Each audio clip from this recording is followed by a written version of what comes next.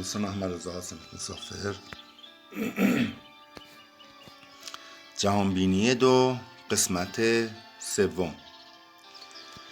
در حالی که در گوشه‌ای وا رفته ایم میگوییم آه چه بودیم و چه شدیم و تصاویری را در ذهن خود مجسم میکنیم که از شکست‌های پی در پی ما و لحظات سخت و رنجاور خبر میدهد.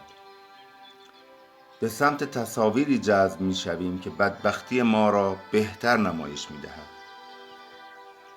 در این هنگام به عمق بیشتری از ناامیدی فرو میرویم. گویا صدایی از درون میگوید کار تو دیگر تمام شده است، کاری از تو ساخته نیست، خودت را مسخره کردی، مال این حرف ها نیستی، تاریخ مصرفت تمام شده، مگر خوابش را ببینی که از این بلاها رها شوی. نکته قابل توجه این که نوعی از موسیقی میتواند ناامیدی را تشدید نماید. ما آهنگهایی را گوش میکنیم که ما را در حس ناامیدی نگه میدارند که اغلب هم نسبت به این آهنگها تعصب به خصوصی از خود نشان میدهیم، غافل از این که چیزی دفاع میکنیم که در تخریب و ویرانی ما سهم قابل توجهی دارد.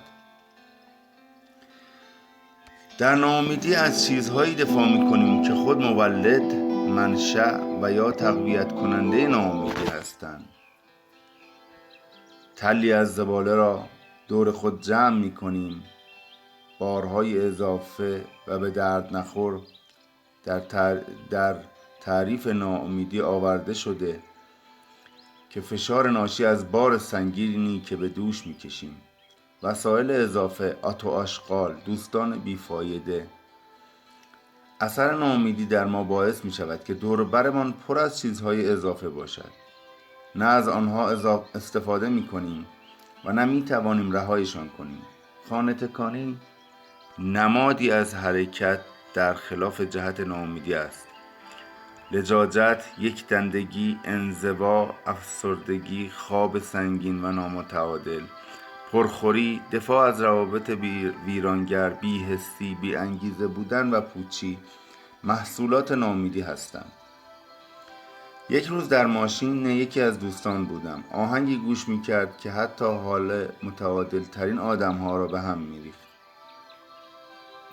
وقتی در مورد تأثیر مخرب آهنگی که گوش میکرد صحبت کردم با ناراحتی تمام مخالفت کرد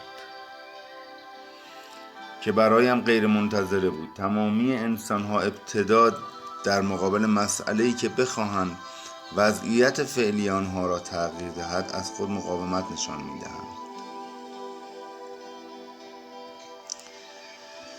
چه تغییر در جهت خیر باشد و چه در جهت شر. میزان این مقاومت در تغییرات مثبت به جهالت ما و تغییرات منفی به دانایی ما بستگی دارد. تصاویر و اصوات دارای قدرت چشمگیر و باور نکردنی هستند. در مقوله جهانبینی نقش آنها در جهت پیمودن سفر اول و دوم و حتی سوم بسیار مهم می باشد. نیروی بازدارنده از این ابزارها به جهت پدید آوردن حسهای مخرب و ویرانگر به صورت بسیار زیرکانه استفاده می نماید که انشالله بتوانیم ما هم از این ابزارها در جهت اهداف خودمان بهره لازم را ببریم. وقتی با یکی از بچه‌های کنگره علی صالحی در مورد قرص‌های اکس صحبت می‌کردم، به من گفت برخی از آهنگ‌ها مخصوص استفاده از این قرص‌ها می‌باشند. آدم‌های معمولی حتی تحمل شنیدن این آهنگ‌های به خصوص را ندارند. نتیجه کلی اکنون می‌دانیم که چرا ما در چنین نیروهای وجود دارد که چرا در ما چنین نیروهایی وجود دارد و چرا این حسها در ما قدرت نمایی می کند. حال فهمیدیم ترس، ناامیدی، منیت ابزارهایی هستند در اختیار نیروهای بازدارنده و قطب‌های منفی و نفس اماره به جهت اینکه مانع از رشد دانایی ما شوند، زیرا دانایی محکمترین سپر در برابر تحقق خواسته های نامعقول می باشد. حال میتوان این پرسش را مطرح نمود که حسهای بازدارنده چگونه به وجود میآیند؟ نیروهای منفی چگونه این حالتهای ناخوشایند را در ما پدید میآورند؟ منشأ آنها چیست؟ برای پاسخ به این سوال لازم است که در مورد مکانیزم ذرات نفس و نحوه ارتباط آنها با هم دانش خود را تکمیل نماییم. تا فراموش نکرده ایم، ناامیدی، منیت و ترس مثلث جهالت را تشکیل می‌دهند. نکته مهم: حس‌های منفی حتی در سفر سوم بروز می‌نمایند، زیرا تکامل در تمام سطوح برقرار است و آموزش همچنان ادامه دارد. ولی فرق اصلی در این است که در سفر سوم شخص همواره در جهت فرمان میباشد و اعمال چنین بزرگی در دیگران تخریب ایجاد نمینماید، بلکه باعث آموزش می شود. به عبارت دیگر، یک مسافر سفر سوم از صراط مستقیم خارج نمی شود، ولی در سفر دوم انسان می تواند به طور کلی از صراط مستقیم منحرف شود و به تاریکی ها بازگشت نماید. قوانین حاکم بین ذرات نفس: 1. ذراتی که دارای خواسته و حس مشترک هستند به سمت یکدیگر جذب می‌شوند و یکدیگر را می‌ربایند. به قول معروف آب می‌گردد گودال را پیدا می‌کند. هرگاه قطرات جیوه را روی یک سطح پخش نماییم و همینطور قطرات آب قطرات جیوه به سمت یکدیگر جذب می‌شوند و قطرات آب هم به سمت یکدیگر. خلافکاران همدیگر را پیدا می‌کنند و انسان‌های صالح هم به همین طریق عمل می‌نمایند. این قانون شامل تمام ذرات هستی می‌شود و می‌توان گفت هر کدام از ما در هستی مانند یک ذره عمل می‌نماییم. در جهان هر چیزی جذب کرد، سرد سردی کشید و گرم گرم. هر خواسته ای از بدو شکفته شدن تا به انجام رسیدن حس مخصوص به خود را پدید می آورد و این حس باعث جاذبه و یا دافعه بین ذرات نفس می شود. خواسته ها همانند دانه ها و یا هسته ها می باشند. تا زمانی که در زمین و یا بستر مناسب قرار نگرفتند شکفته نمی شوند. هرگاه دانه ای سالیان سال در کیسه‌ای میماند بدون تغییر میماند و جوانه نمیزند، البته در صورتی که پوک نشود. خواسته های ذرات نفس هم به همین ترتیب شکفته میشوند، یعنی برای شکوفایی به بستر مناسب نیاز دارند. از زمانی که هسته در خاک قرار میگیرد در آن تغییراتی به وجود میآید، یا اینکه پس از مدتی پوسته خود را میشکافد و جوانه میزند. از این لحظه حس به خصوصی در آن جریان می‌یابد، یعنی خود منشأ یک حس می شود. خواسته های معقول و نامعقول نفس برای شکفته شدن به بستر مناسبی احتیاج دارند.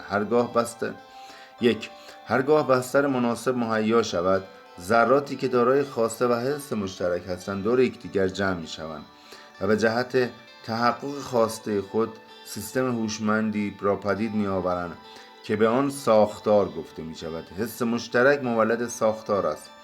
هم ساختارهای مثبت وجود دارد و هم ساختارهای منفی.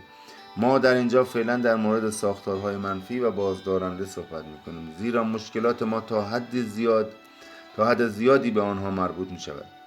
ذرات نفس می دانند که هرگاه با هم متحد شوند قدرتمندتر می گردند و رسیدن به خواسته ها برایشان سهل و آسانتر می شود. برای اینکه این مطلب را کاملا متوجه شویم نظری به دنیای بیرونی اندازیم. بر اساس یکی از نوشتارهای کنگره 60 تمام هستی در هستی ماست، یا به گفته امیر مومنان علیه السلام انسان جهان اصغر است. آنچه درون ما به وجود دارد باید مشابه و همانندش در بیرون وجود داشته باشد. نمونه ساده ساختار را میتوان در یک اجتماع معمولی مثل یک شهر پیدا کرد.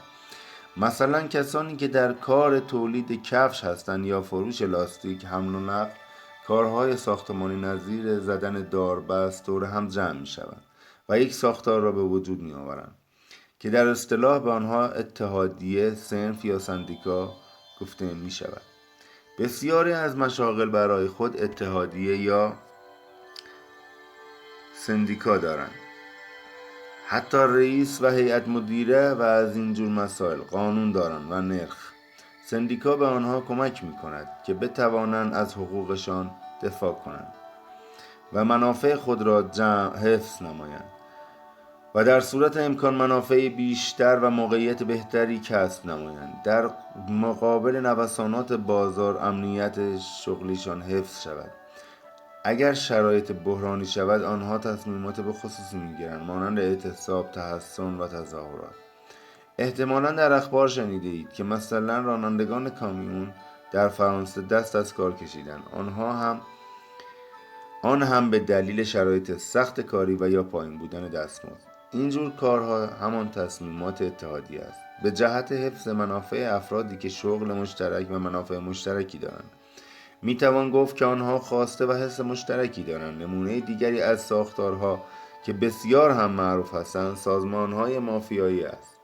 این سازمانها بسیار شبیه ساختارهای بازدارنده درونی ما هستند. میتوان گفت ایده برپایی این سازمانها از روی ساختارهای درونی خود ما الهام شده است. اصولا ما تمام چیزهای را در بیرون از خود به وجود می آوریم که به نوعی در درون ما هم وجود دارند و ما وقتی به درجه خاصی از ادراک و شناخت می رسیم آنها را در جهان پیرامون خود پدید می آوریم. مثلا کامپیوتر که اختراع درجه 1 عصر ما می باشد از روی عملکرد مغز ساخته شده است، و یا برنامه ویندوز که قابلیت انجام چند برنامه شامل تصاویر و اصوات را دارا است، همانند ذهن ما که در آن تصاویر و اصوات گوناگون به نمایش در آمده و پخش می شوند و عمل می نماید. بگذاریم داشتیم در مورد مافیا صحبت می کردیم. فکر می کنم اولین بار این تشکیلات به شکل کنونی در سیسیل ایتالیا پایه‌گذاری شد. البته مطمئنا سازمان‌های مشابهی قبل از آن بودند، مانند فراماسونری که در تاریخ رد پایش را دنبال کنیم. شاید در زمان اهرام هم ساختارها وجود داشتند. سازمان‌های مافیایی در زمینه‌های مختلفی فعالیت دارند و درآمد آنها هم سرسام آور است. پایان قسمت 3.